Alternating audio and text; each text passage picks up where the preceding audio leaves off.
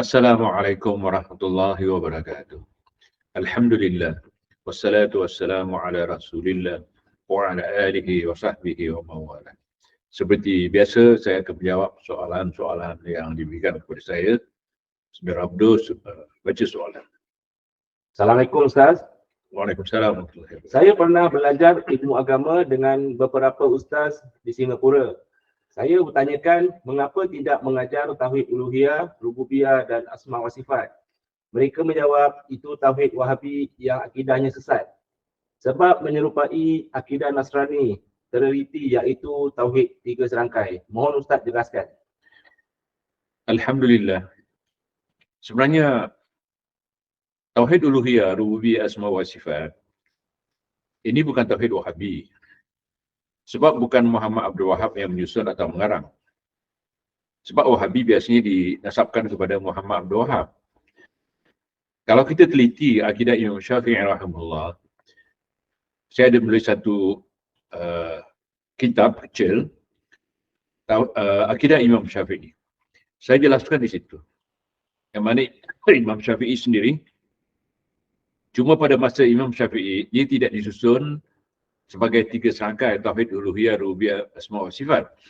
Tetapi di dalam kitab-kitab yang ditulis antaranya oleh Imam Az-Zahabi, Rabi' bin Sulaiman dan ramai lagi anak-anak murid kanan Imam Syafi'i menulis tentang tauhid yang mana kalau kita simpulkan tiga tauhid yang boleh dijelaskan.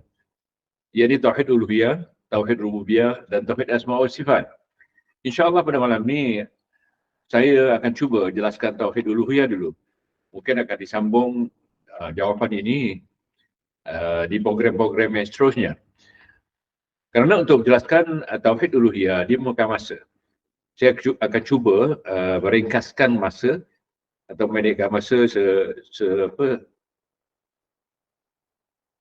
sebagaimana yang saya mampu insyaAllah. Jadi saya akan jelaskan dulu tauhid uluhiyah.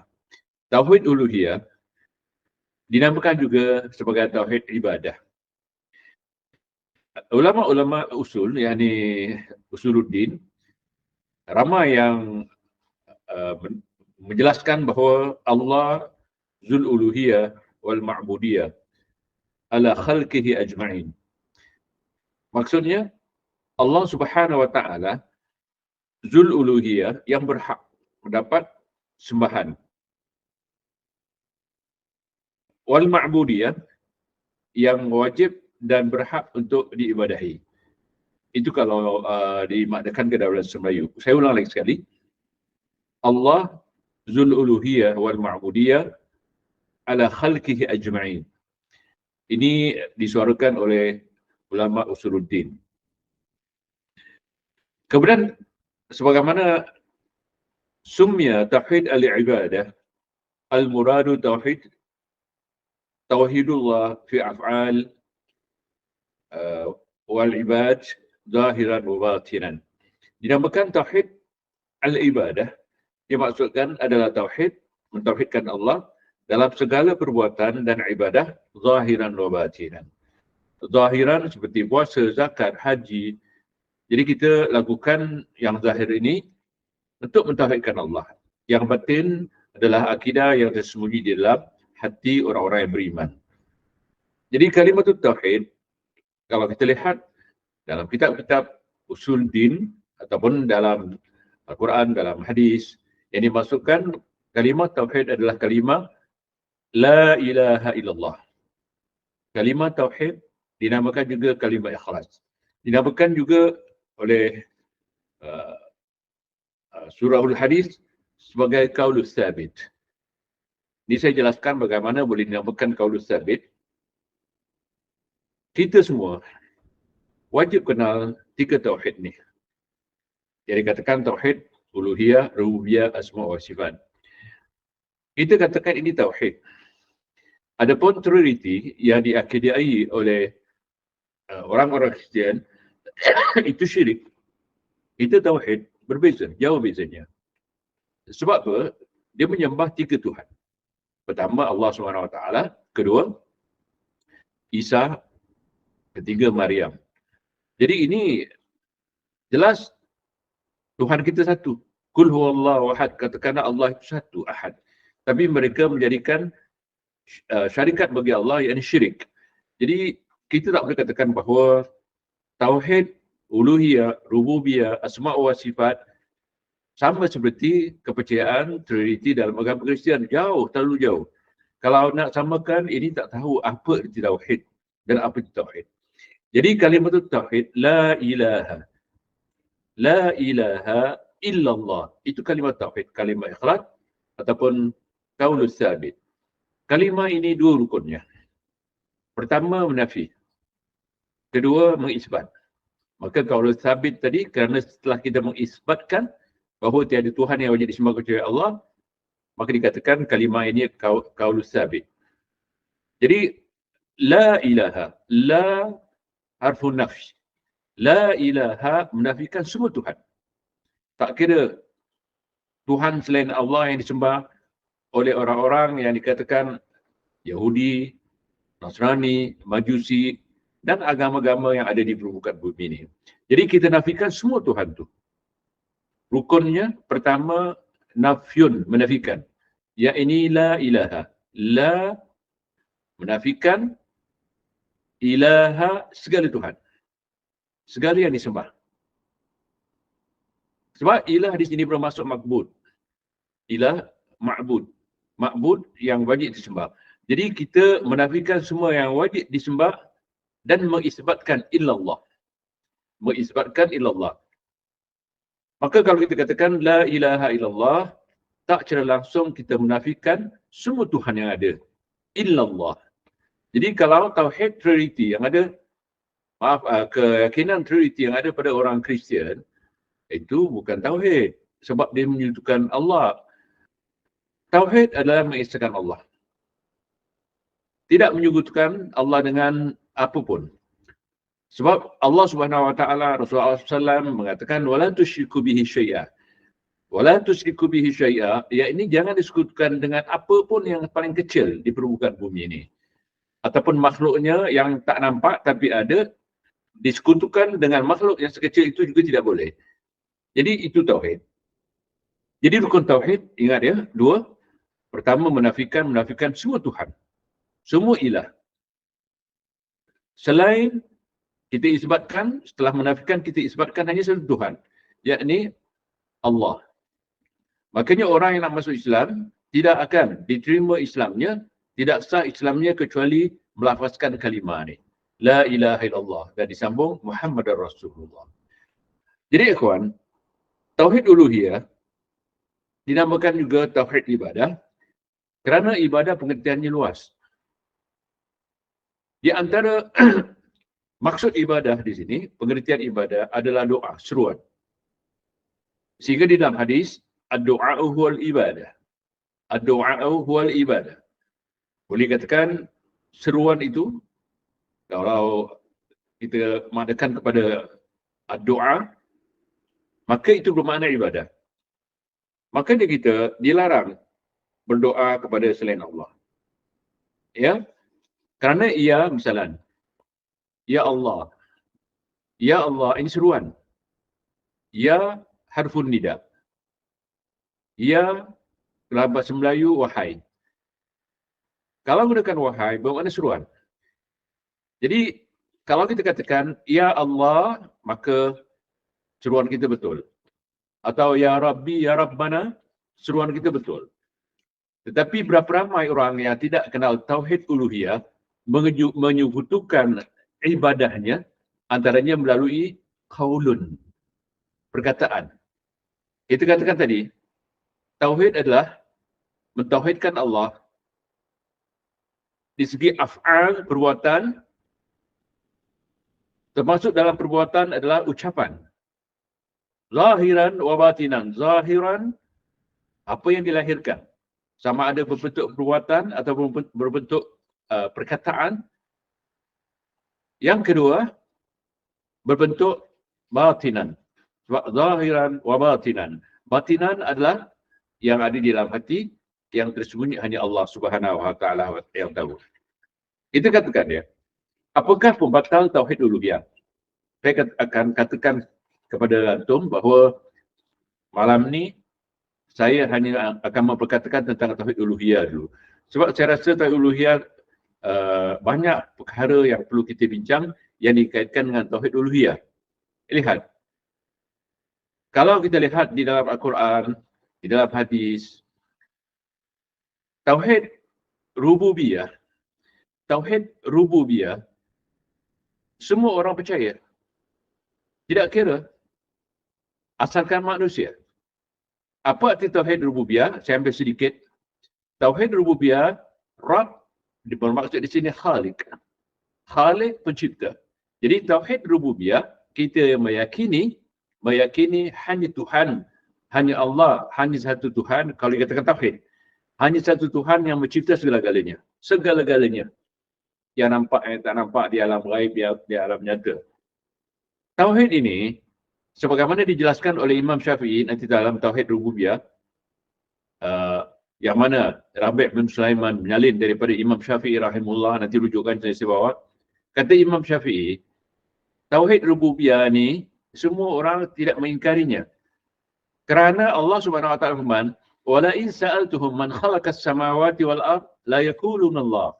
Jika kamu tanyakan kepada siapa saja di permukaan bumi ini, man di sini harfu istifham lil aqil, yakni manusia. Setiap manusia yang berakal kau ditanyakan kepada mereka, siapakah menjadikan langit dan bumi? Mereka katakan Allah. Kalau Allah mengatakan seperti itu, kamu tidak yakin, kemudian kamu katakan mustahil.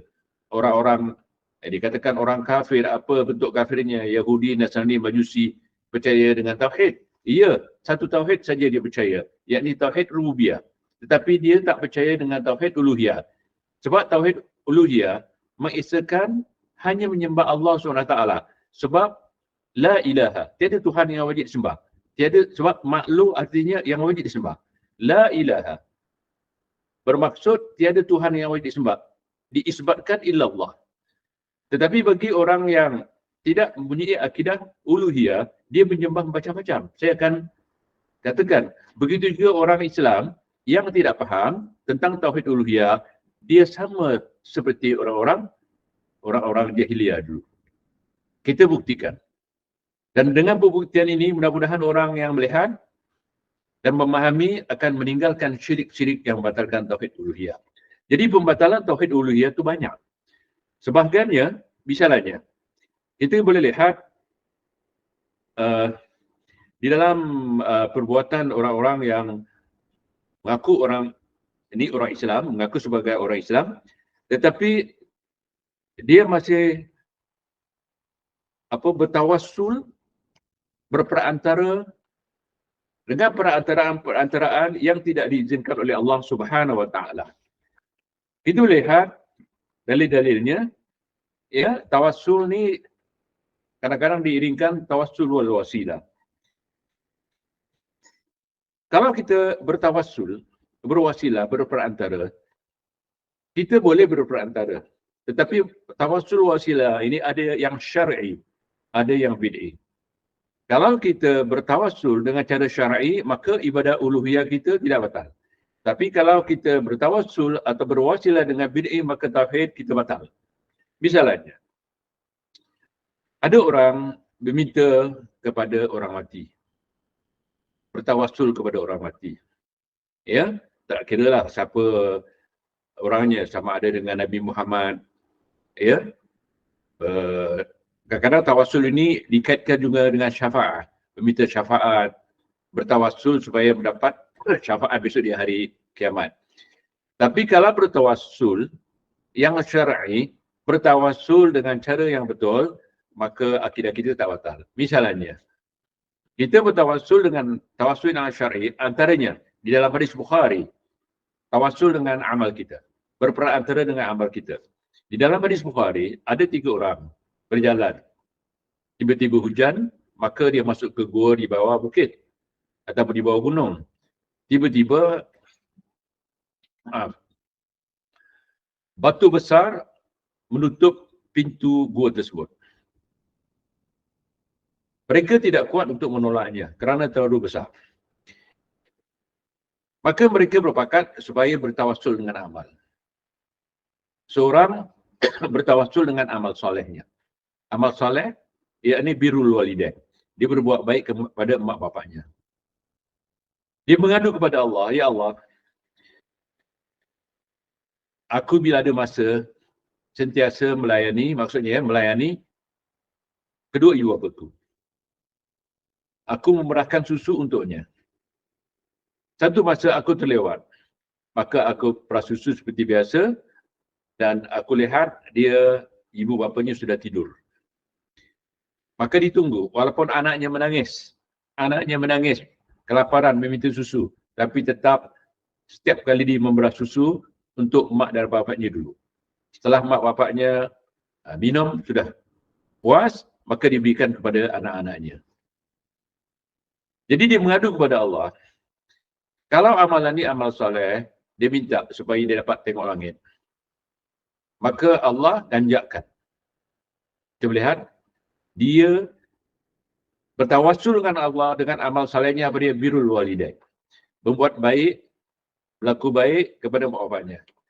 Memang Allah Subhanahu Wa Taala mewajibkan setiap anak berlaku baik kepada mak bapaknya, sebab dalam Quran wa qadara rabbuka alla ta'budu illa iyyahu wa bil walidaini ihsana. Sudah diwajibkan kepada kita semua, wa qadara rabbuka, sudah diwajibkan oleh Tuhan kamu. Ya?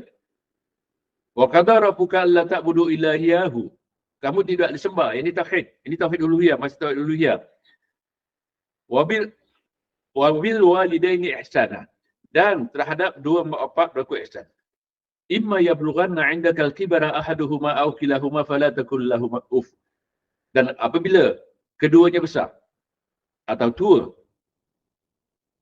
dah tidak kuat, kamu tidak boleh mengatakan uff. Uff ni dalam bahasa kita bukan mengkritik, bukan angkat suara. Uff tidak boleh. Wala takul lahumā uffir wala tanharhumā. Dikuatkan lagi, kamu jangan kritik dia. Ada mengatakan jangan angkat suara kepadanya. Wa qul lahumā qawlan karīmah. Katakanlah kepada keduanya qawlan karīmah. Wahfiz lahumā janāha adh-dhulli minar rahmah wa qur rabbirhamhumā kamā rabbayani shaghīrah. Maka bila keduanya tua, kamu kena jaga elok-elok. Maka orang ini berjaga elok-elok dengan antaranya memberi susu sampai anaknya menangis tak dibagi, dan berkatalah kepada keduanya qawlan karīmah. Maka ini satu amal soleh, sebab ridha Allah, ridha walidain. Keredaan Allah adalah keredaan mak bapak. Mak bapak kamu tak reda, kamu tak dapat keredaan Allah. Ini ayatnya. Ridha Allah, ridha walidain. Jadi kalau nak cari keredaan Allah, antaranya adalah mencari keredaan kedua orang tua. Dan ini amal soleh. Sehingga boleh menyelamatkan. Kalau tak terbuka pintu tu, orang ni mati. Sebab waktunya besar. Yang kedua, kalau tak tersusun minta maaf ya, tapi cerita ni ada di dalam hadis Bukhari. Yang kedua, seorang ni mencintai seorang perempuan. Sangat-sangat cinta. Kemudian dia goda perempuan ni dengan mengumpulkan duit 100 dinar. Maka di offer perempuan ni supaya berzinah dengannya. Saat-saat kata orang keris nak masuk ke sarung, maka perempuan ni mengatakan, takutlah kepada Allah. Artinya kalau nak ambil hak dia tu, keperawanan dia dengan nikah. Jadi orang ni takut, maka dia sedar. Sebab dalam Al-Quran, perzinahan ni haram. Wala taqrabuz zina, innahu kana fahishatan wa sa'a sabila. Semua agama sebenarnya mengharamkan zina. Semua agama. Tiada kecuali. Tapi mereka melanggar. Atau orang Islam sekarang pun melanggar. Wala taqrabuz zina. Innaha kana fahishah, keji. Wa sa'at sabila, jalan yang buruk. Maka ditinggalkan. Mengadu kepada Allah, ya Allah, kalau perbuatan aku ini berupa amal yang soleh maksudnya begitu, maka ganjakkanlah. Maka Allah ganjakkan. Yang ketiga, dia ada kebun.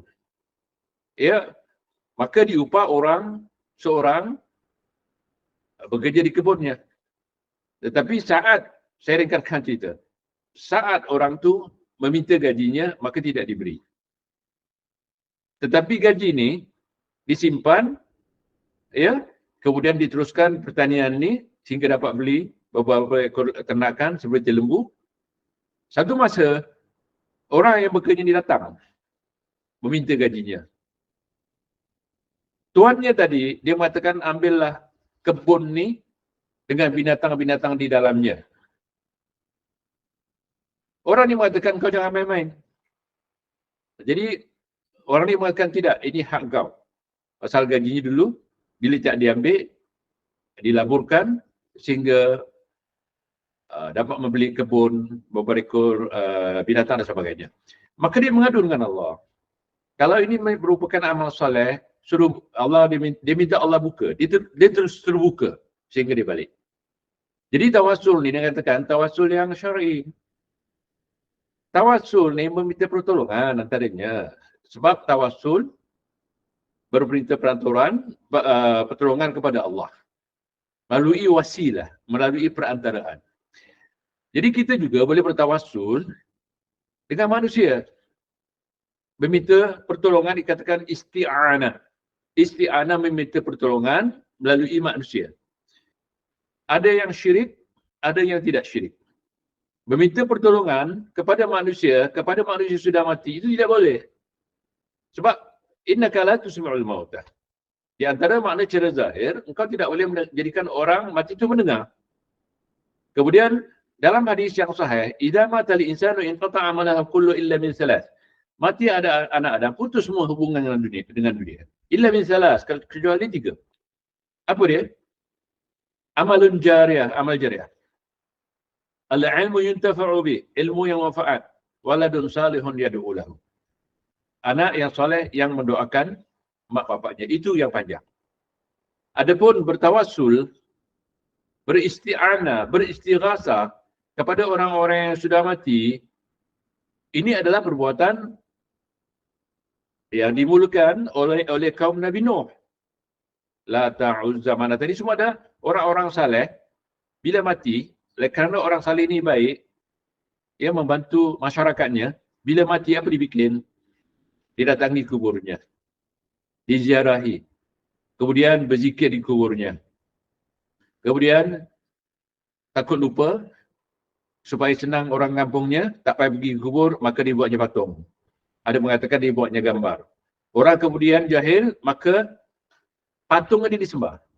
Bila dilarang oleh para nabi, dia mengatakan, apa dia katakan? Dia jawab, ma na'buduhum illa liyukarribuna ilallahi zulfa.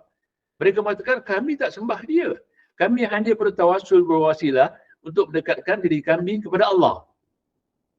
Sedangkan orang mati dia tak boleh buat apa? Di dalam Al-Quran diceritakan bahawa ini perbuatan syirik yang pertama yang dilakukan oleh manusia di permukaan bumi daripada kaum Nabi Nuh.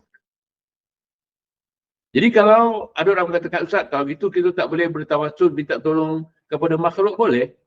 Ada yang tabi'i. Apa yang tabi'i? Katakan saya sakit, saya minta pertolongan kepada apa? Kepada doktor. Ini tabi'i. Sebab apabila kita sakit, disuruh berubat.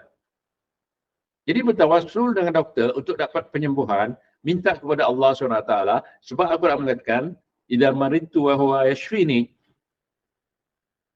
Nabi mengatakan bila aku sakit dia menyembuhkanku. Dan kalau anda sakit, kalau tidak berubat, hukumnya haram. Malah sebagian ulama mengatakan dia akan terkena dengan ayat wala tulqu bi aydikum ila tahluka. Jangan kamu campakkan diri kamu dalam kebinasaan. Sebab kalau sakit tak berubat, dia akan binasa. Ya, insya-Allah. Maka kata Rasulullah SAW, tadau. Maka hendaklah kamu berubat.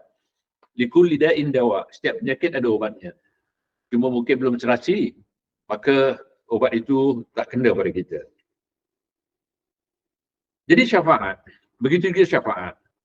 Kalau kita lihat, ada orang bertawassul dengan syafaat. Cuba lihat dia. Man sa'alallah. Ya. Man sa'alallah. Subhanallah. Saya tinggalkan ni. Terlalu jauh kita pergi. Kedua, setelah tawassul, wasilah, istighasah. Istighasah ini juga termasuk isti'anah. isti'anah, meminta tolong kepada Allah Subhanahu Wa Taala itu wajib. Meminta tolong kepada manusia, ya, apa yang manusia mampu beri pertolongan kepada kita. Adapun meminta pertolongan dalam hal-hal yang gaib adalah milik Allah. Hanya Allah yang tahu. Seperti kita minta tolong kepada dukun supaya kita kebal, supaya perniagaan kita maju, supaya jangan kena sihir, supaya banyak supayanya. Ini membawa kepada kesyirikan. Membawa kepada kesyirikan. Kenapa? Allah mengatakan فَإِذَا اسْتَعَنْتَ فَاسْتَعِنْ بِاللَّهِ. Sebab hal-hal ni adalah hal-hal urusan Allah. Nanti kita belajar tauhid rububiyah, kita akan bincang masalah ni. Ulang lagi sekali. Ada hal-hal yang kita boleh minta tolong kepada manusia. Artinya isti'anah. Meminta tolong. Quran mengatakan فَإِذَا اسْتَعَنْتَ فَاسْتَعِنْ بِاللَّهِ. Apabila kamu minta pertolongan, mintalah pertolongan kepada Allah. Ini hal-hal yang kita tak mampu dan manusia tak mampu melakukannya. Ini hal-hal yang termasuk hal-hal yang gaib. Saya bawa contoh. Kita bila keluar daripada rumah, paling kurang diajarkan oleh Rasulullah SAW. Apa kita baca? Bismillahirrahmanirrahim. Wala hawla wala quwata illa billah. Itu paling kurang. Membaca doa, keluar pintu. Bismillahi kharajna. Dan seterusnya. Itu kita beristi'anah kepada Allah Subhanahu Wa Taala. Tetapi ada orang tidak meminta kepada Allah. Dia pergi dukun. Dia minta tolong kepada dukun.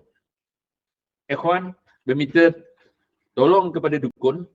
Kalau obat tu, obat-obat alami misalnya, tidak dimaksudkan khurafat, takhayul, jampi-jampi yang syirik, bahan-bahan yang boleh bawa kesyirikan, itu tidak boleh sama sekali.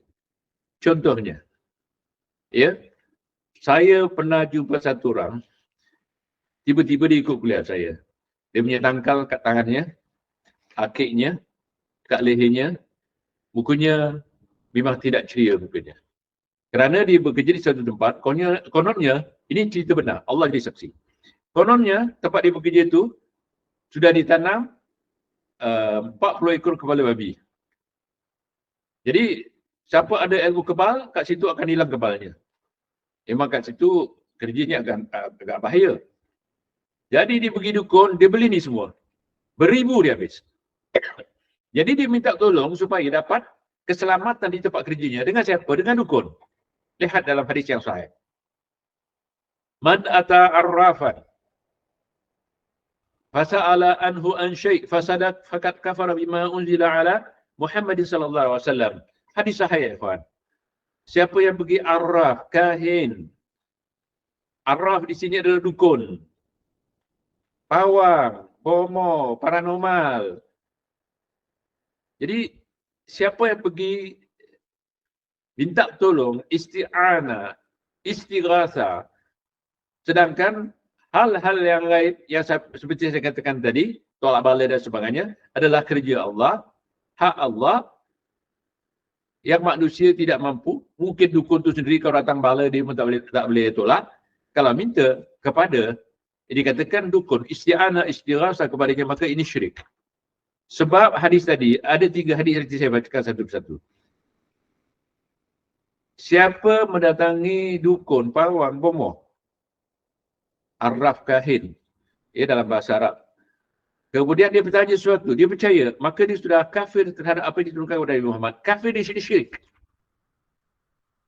Jadi tauhid uluhiyah adalah tauhid yang memberi hak Allah.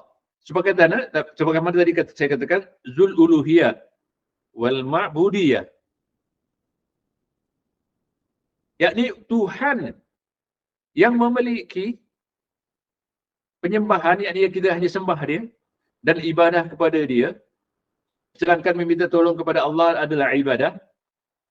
Kalau hanya Allah yang boleh memberi pertolongan dalam hal itu seperti menyembuhkan penyakit dan sebagainya, kalau kita minta kepada selain Allah Subhanahu Wa Taala, maka ini adalah satu perbuatan syirik. Begitu juga tawakal. Tawakal wa 'alallahi falyatawakkalul mu'minun. Ada orang bertawakal kepada selain Allah. Tentunya mudah. Orang ni, dia penakut. Tiba-tiba beli insurans. Insurans nyawa, insurans penyakit, tak apa-apa insurans. Makanya sebagian ulama mengatakan kalau tidak perlu, insurans ni haram. Sebab tawakal dia bukan tawakal kepada Allah. Dia syirikkan tawakal ni kepada insurans ni. Begitu juga kalau kita bertawakal. Ya, kita bertawakal, kita tanam padi, kita bertawakal kepada padi. Kita bertawakal kepada Allah. Kerana Allah mengatakan, "Wallazi anzala minas sama'i ma'an fa akhraja bihi minas samarati rizqan lakum, fala taj'alu lillahi andada wa antum ta'lamun." Dalam surah Al-Baqarah. Dialah yang menurunkan hujan daripada langit, menghidupkan tumbuh-tumbuhan yang kamu tumbuhkan, kemudian mengeluarkan hasil buah-buahan. Maka Allah mengatakan, "Fala taj'alu lillahi andada wa antum ta'lamun." Sedangkan kamu tahu, fitrah manusia tahu yang menjadikan segala-galanya adalah Allah. Tetapi bila dia lupa, hilang tawakalnya, ya, maka ini boleh membawa kepada kesyirikan. Begitu juga kalau kita tengok orang-orang yang mengatakan dirinya belajar tauhid. Jadi tauhid yang wajib kita ketahui dan kita amalkan dan kita pegang kuat-kuat, sebab akidah artinya ikatan. Kita ikat di hati kita kuat-kuat. Adalah 3 tauhid yang kita katakan 3 tauhid serangkai. 3 serangkai, maaf. Ikhwan, kalau kita sembahyang, kita wajib baca apa? Kita wajib baca Fatihah. Tak baca Fatihah batal. Kecuali sebagian ulama mengatakan kalau kita jadi makmum, baca imam qira'atul imam qira'atul makmum. Tetapi kalau kita sembahyang sendiri, apapun jenis sembahyangnya, kalau kita tak baca Fatihah, maka batal. Cuba lihat. Dalam Fatihah, ada 3 yang dikatakan tauhid serangkai. Dengar elok-elok. Imam Syafi'i mengatakan Bismillahirrahmanirrahim adalah ayat pertama. Maka wajib dibaca bila baca Fatihah. Dibaca dengan jahra. Kerana kalau kita tengok semua Quran, Bismillahirrahmanirrahim ayat pertama. Bismillah. Bismillah.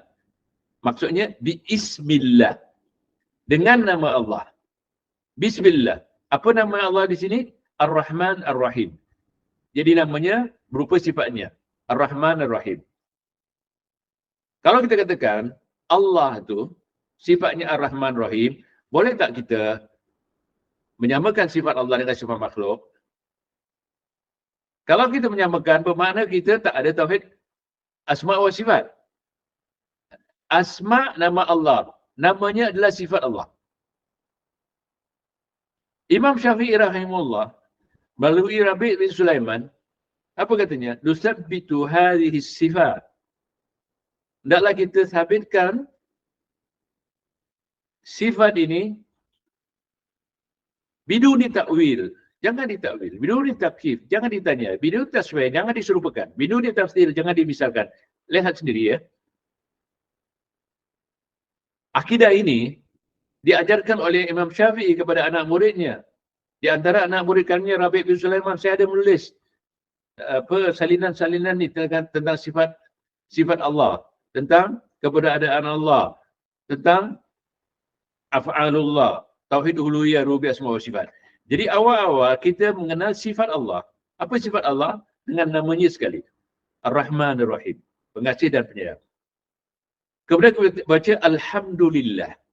Segala puji bagi Allah. Alhamdulillah. Alif lam lil istighraq menunjukkan kita hanya ibadah kepada Allah. Kita memujinya kerana beribadah kepadanya. Kita hanya menyembah dia. Maka alif lam digunakan di sini lil istighraq. Bermakna segala puji tak ada hak siapapun makhluknya. Hak Allah.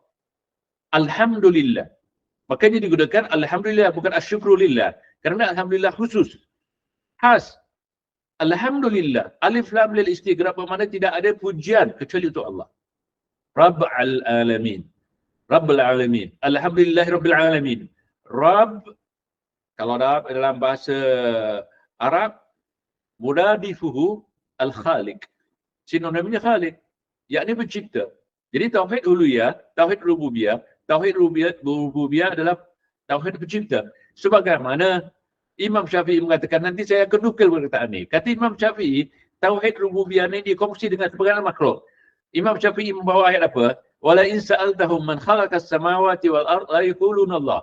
Jika kamu tanya kepada siapa pun di permukaan bumi yang masih hidup ni, siapakah menjadikan langit dan bumi, mereka katakan Allah. Tetapi tauhid mereka batal kerana mereka tak ada tauhid uluhiyah. Apa tauhid uluhiyah? Tidak menyekutukan Allah dengan siapa pun. Sebab saya katakan tadi, la ilaha, la menafikan semua Tuhan yang wajib disembah. Sebab ilah tu makhluk. Makhluk dalam bahasa Arab yang wajib disembah. Menafikan semua yang wajib disembah illallah, kecuali Allah yang wajib disembah. Jadi kalau kita katakan Allah pencipta segala-galanya, tapi kita menyekutukannya, maka tauhid batal. Makanya tauhid uluhiyah adalah menjaga tauhid yang dikatakan tauhid rububiyah dan asma wa sifat. Kalau kita percaya Allah menjadikan segala-galanya tapi kita melakukan syirik, yakni melanggar rukun tauhid uluhiyah, maka dia syirik. Ingat, Allah mengatakan wala tusyriku bihi syai'a. Saya dah jelaskan ni. Jangan kamu buat syirik walaupun sekecil-kecilnya. Rasulullah mengatakan, inna akhwafu ma akhafu alaikum asyirk al-asghar. Yang paling aku takuti berlaku kepada kamu syirik kecil. Syirik kecil perasaan sama takut. Takut dia berlaku kepada kita. Sayangnya dia kepada kita. Tapi kenapa kita tak mau sayangkan diri kita sendiri dengan mengabaikan tauhid? Jadi siapa mengatakan Allah jadikan segala-galanya, tak ada sekutu untuk yang menjadikannya, maka itu tauhid juga. Tapi tauhid ni tidak diterima oleh Allah SWT kerana Allah mengatakan la in asyrakta la yahbatanna 'amaluka wa la takunanna minal khasirin. Jika kamu syirik, maka batal segala amal kamu. Amal dua, lahiriah, batiniah. Yang lahir ni yang kita buat ni, tapi batiniah ada tauhid. Maka yang batin batal, yang lahir berbatal. Semua yang kamu, zakat kamu, haji kamu, apa saja yang kamu lakukan, kalau kamu tidak mempunyai tauhid uluhiyah, semua batal. La in asyrakta la yahbatanna 'amaluka wa la takunanna minal khasirin. Jika kamu buat syirik, pasti akan dibatalkan semua amalan kamu, dan syirik tidak akan diampunkan oleh Allah selagi dia tidak bertobat. Dalilnya 2 kali diulang. Ya? Inna Allah la yaghfiru an yushraka bihi wa yaghfiru ma duna dzalika liman yasha'. 2 kali diulang ayat ini. Allah tidak akan mengampunkan dosa syirik, tetapi akan mengampunkan selain daripada kesyirikan bagi yang dikehendaki. Apakah kamu melakukan kesyirikan? Jadi syirik yang tak disadari oleh manusia sekarang adalah tauhid uluhiyah. Terlalu banyak. Ya, khurafat misalnya. Khurafat. Kadang-kadang kita tengok budaya filem kita masih banyak khurafat di dalamnya. Dan masih ramai orang-orang yang percaya dengan khurafat. Saya kadang-kadang berbual dengan pekerja-pekerja yang kerja dengan saya ni.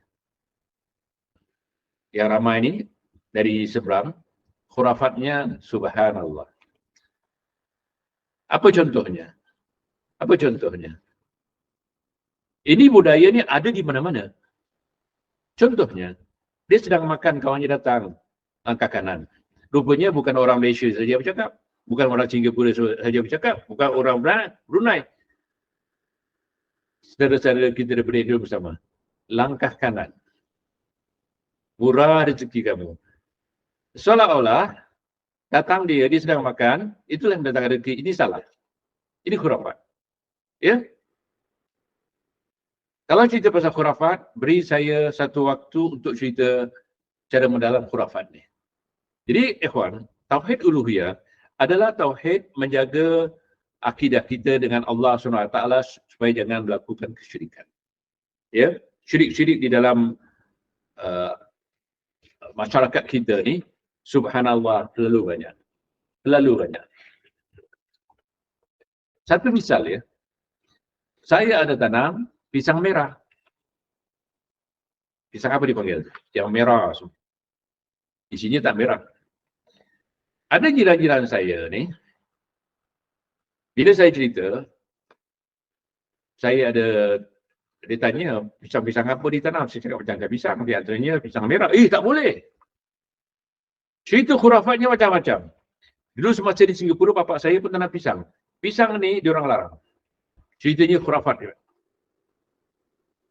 Jadi, pisang ni Allah Subhanahu Wa Taala jadikan tu kita makan.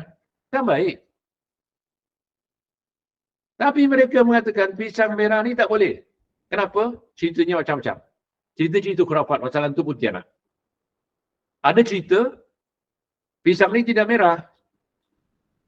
Ini cerita kadang-kadang daripada ustaz juga. Maka Pontianak, isap darah satu orang, kemudian orang tu dapat tahu bahawa Pontianak ni datang hari sekian. Maka ada satu paku tembaga. Dulu, orang kampung Ana simpan paku tembaga ni. Untuk apa? Untuk cucuk Pontianak. Jadi satu orang ni berani, maka kononnya Pontianak ni sembunyi di celah-celah pisang. Maka dia datang, dicucuk kat lehernya, maka keluar darah. Darah yang dihisap semua, yang dihisap daripada orang tadi, keluar kat situ. Maka pisang tu jadi merah. Subhanallah. Siapa perjanjian ni khurafat. Ini kerja Allah. Ini milik Allah. Ini hak Allah nak jadikan merah ke hijau ke kuning ke. Sampai ada pisang masa hijau. Subhanallah. Ini satu contoh. Jadi khurafat ni masih berluasa. Di kampung saya ni masih orang mengatakan jangan tanam. Ini tidak elok, tak baik. Subhanallah. Kalau saya tanya kenapa tidak baik? Katanya orang-orang tu mengatakan tidak baik. Ini yang ada cerita dalam Al-Quran. Bila dia tegah daripada membuat kesyirikan, antaranya mendatangkan kesyirikan khurafat, apa mereka mengatakan? Bal nattabi'u ma alfaina aba'ana. Tidak. Aku hanya mengikut apa yang sudah diadakan oleh mak bapak kami. Allah mengatakan sekalipun mak bapak kamu bodoh, tak tahu sesuatu. Jadi ikhwan, Quran sudah memberi kita ilmu. Sebab al-ilmu ma qala Allah wa qala Rasul. Jadi ilmu yang Allah berikan kepada kita, ilmu yang Rasul SAW berikan kepada kita, pertama adalah akidah. Sebab isi Al-Quran semuanya akidah. Isi hadis semua akidah. Maksudnya untuk menyelamatkan akidah. Betul tak? Kita sembahyang akidah, tak sembahyang kafir. Puasa, zakat, haji. Subhanallah. Jadi kalau Allah dah beri segala-galanya, sehingga Rasulullah SAW mengatakan tentang ibadah ni, Allamana Rasulullah sallallahu alaihi wasallam kulla syai'in hatta al-khira'a. Rasulullah SAW mengajarkan kami segala-galanya, yang besar, yang kecil, hatta buang air besar. Diajar oleh Rasulullah SAW. Jadi kita jangan macam-macam dalam hal memperkatakan tentang akidah ni. Kemudian minta syafaat. Syafaat ni, syafaat Allah yang beri. Syafaat milik Allah. Kalau orang tak diberi syafaat oleh Allah SWT, dia tak akan dapat syafaat. Tak akan memberi orang lain syafaat. Dan kita baca ayat kursi, man dzalladzi yashfa'u. Kalau kita baca ayat kursi, man dzalladzi yashfa'u indahu. Man dzalladzi yashfa'u illa biizni. Siapa yang boleh memberi syafaat? Siapa yang mengizinkan Allah? Kam min malakin fis samawat. Allah mengatakan berapa ramai malaikat di langit yang tidak boleh memberi syafaat kecuali dengan izin Allah Subhanahu Wa Taala. Orang ya, minta maaf, ini nanti dituduh saya Wahabi. Sedangkan saya tak membawa kata-kata Imam Muhammad Wahab. Saya tak pernah membawa kata-kata Imam Muhammad Wahab. Kecuali saya mengajarkan bukunya, buku Tauhid Muhammad Wahab. Saya ajarkan supaya antum kenal bahawa Muhammad Abdul Wahab ini tidak mengajak kepada kesyirikan. Bukunya Tauhid. Dipenuhi dengan hadis sahih. Ya, sampai hampir tidak ada perkataannya. Jadi syafaat. Syafaat ni, Nabi tidak dapat memberi syafaat. Kita minta kepada Allah supaya Allah izinkan Nabi Muhammad beri syafaat kepada kita. Ulang lagi sekali. Makanya kalau minta syafaat Rasulullah SAW besok di akhirat, minta kepada Allah. Ya Allah, berilah aku syafaat Nabi Muhammad. Tapi kalau kita suruh ya Muhammad, ya Rasulullah, ya Maulana, ya Sayyidina, ya Habibina, Ishma'ni, berilah aku syafaat, itu syirik. Sebab Nabi Muhammad, banyak hadis-hadisnya, subhanallah. Nabi Muhammad tak dapat memberi kita syafaat, kecuali dengan izin Allah.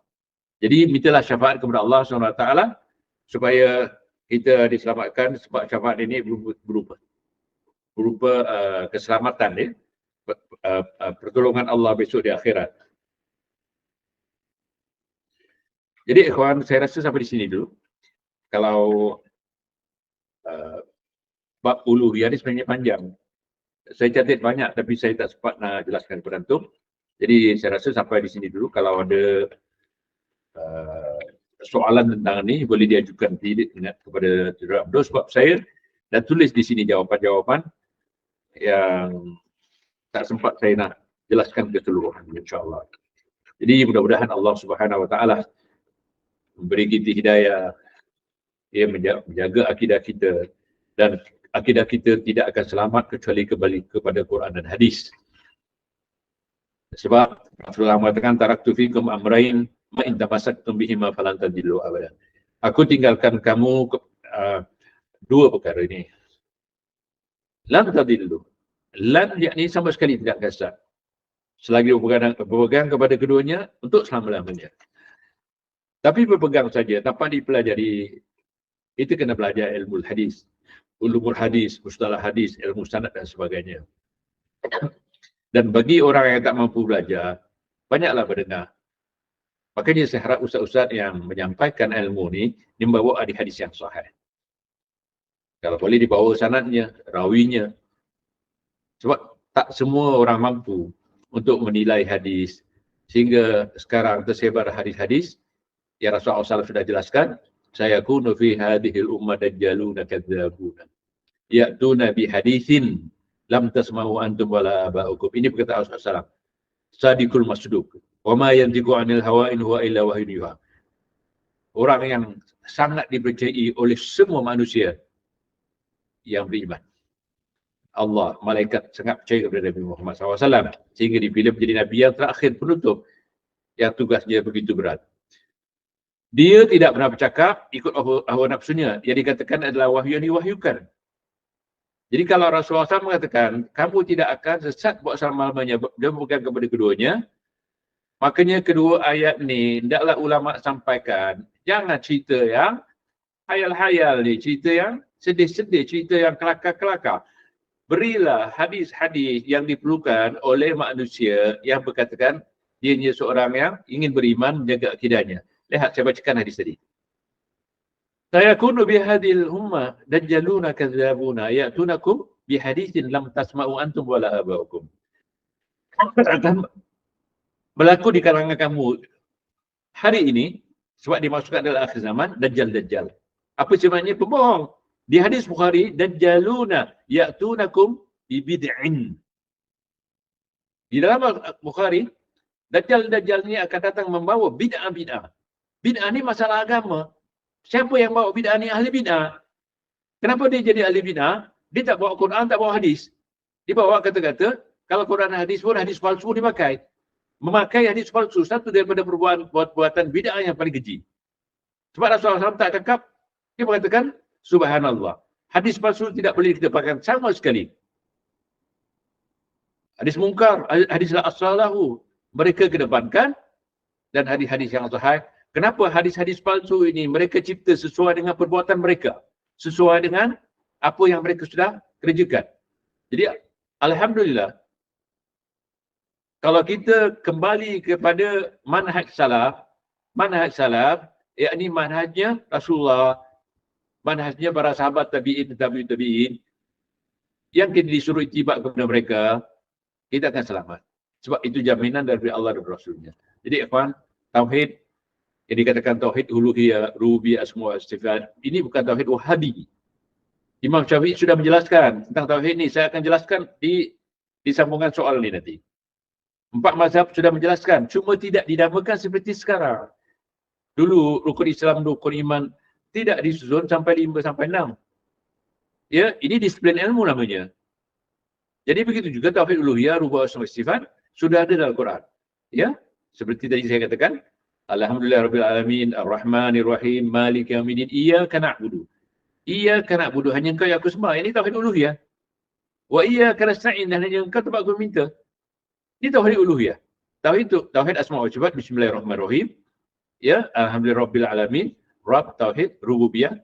Iyyaka na'budu wa iyyaka nasta'in. Ini adalah penjelasan tauhid uluhiyah. Jadi siapa membaca Al-Quran, bila membaca dalam solat, yakni Fatihah yang wajib dibaca, maka tak langsung dia mengikrarkan 3 tauhid. Asma wa sifat, rububiyah, uluhiyah.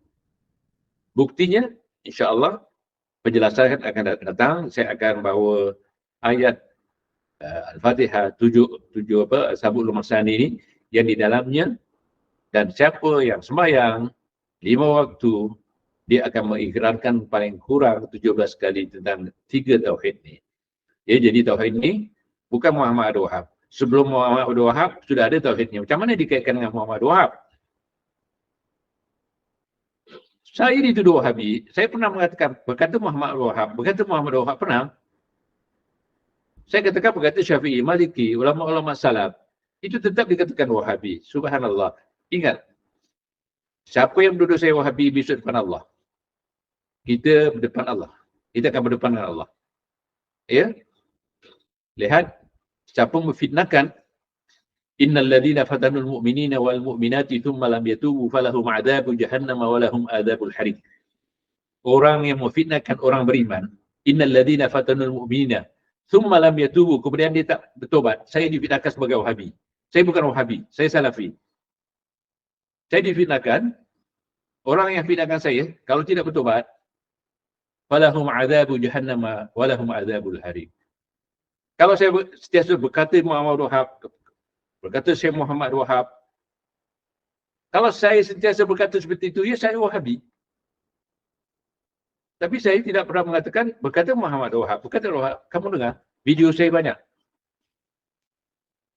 Memang saya pernah mengajarkan buku Muhammad Wahab, kerana saya nak membuktikan Muhammad Abdul Wahab bukan seorang yang melakukan kesyirikan. Dia mengajak kepada tauhid. Bukunya namanya Tauhid. Bacalah dulu. Ada orang menuduh tapi tak baca. Sudah ditukuhkan di Malaysia. Mengaku sebagai ahli sunnah wal jamaah. Dulu tak mengaku salafi, sekarang mengaku salafi. Dia pun mengatakan, saya tak pernah baca buku Muhammad Abdul Wahab. Sombong anda. Baca dulu. Ya. Dan sekarang ada istilah yang digunakan oleh mereka, Salafi Wahabi. Ini satu pendustaan, satu fitnah terhadap Salafi. Salafi bukan Wahabi. Salafi bukan Wahabi. Tapi tak tahu bagaimana mereka boleh mengatakan Salafi Wahabi, Wahabi Salafi. Subhanallah. Tidak ada nasab kepada siapapun. Dinasabkan kepada Rasulullah SAW dia. Dinasabkan kepada sahabat dia. Tapi dinasabkan kepada individu seperti Muhammad Wahab dan sebagainya. Itu pasti perbuatan yang mungkar, satu perbuatan yang bid'ah. Subhanallah. Saya sudahi aku qauli hadza, astagfirullah li wa lakum, wa sallallahu ala Muhammadin wa ala alihi wa sahbihi wa sallam. Subhanakallahumma wa bihamdika, asyhadu an la ilaha illa anta, astaghfiruka wa atubu ilaik. Wallahu a'lam. Wassalamu alaikum warahmatullahi wabarakatuh. Jawapan ini akan bersambung.